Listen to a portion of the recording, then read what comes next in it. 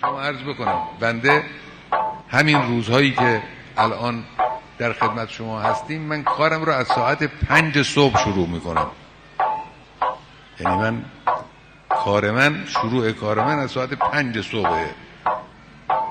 بعد از نماز صبح میرم مشغول کار میشم.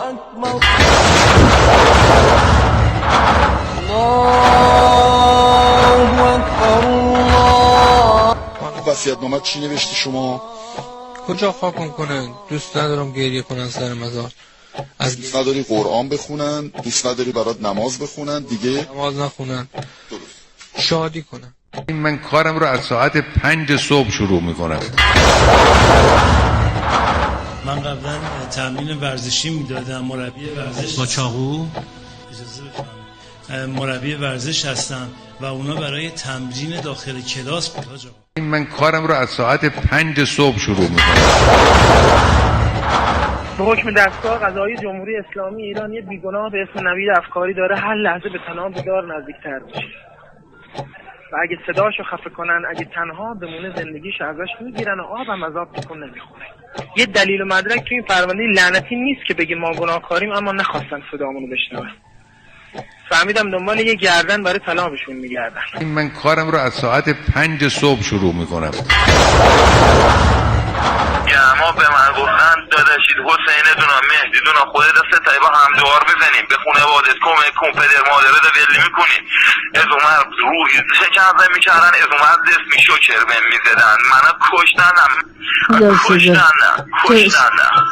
به خداوندی خدا من هیچ کاری نکردم.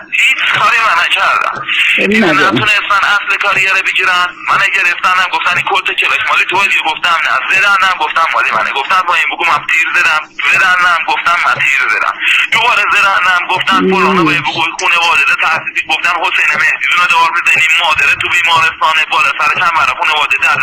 گفتم آقا هر کاری بگوی من کردم، خونه والده ما دیکاری باشون نداشته باشیم. من کارم رو از ساعت 5 صبح شروع میکنم. هرچی میگن آقا امنیتی جلو نرو. چرا جلو نرم؟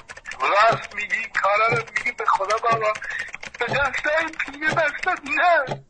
با کارگری اونو بزرگ کردن همه میدونن. خودش زنگ زد هفته گذشته چهارشنبه ساعت 2 بعد از ظهر زنگ زد با من صحبت کرد، گفت بابا حکما رو بهمون دادن چون من اعدامه، حکم اعدام رو بهم دادن ولی به مامانم چیزی نگفتم. نگو خدای نکرده بذار اتفاقی حداقل تو خونه نیفت، چون من خانمم خیلی وابسته به مهدی بود، خیلی به خدا قسم نیست.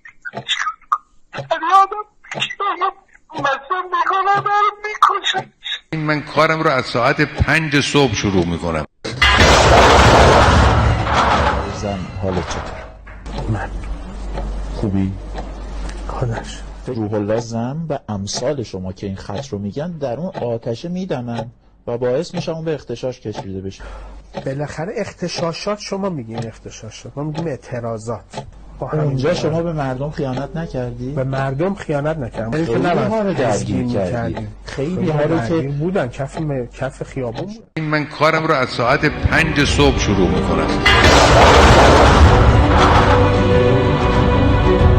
من کارم رو از ساعت 5 صبح شروع میکنم. من کارم رو از ساعت 5 صبح شروع میکنم. من کارم رو از ساعت 5 صبح شروع میکنم.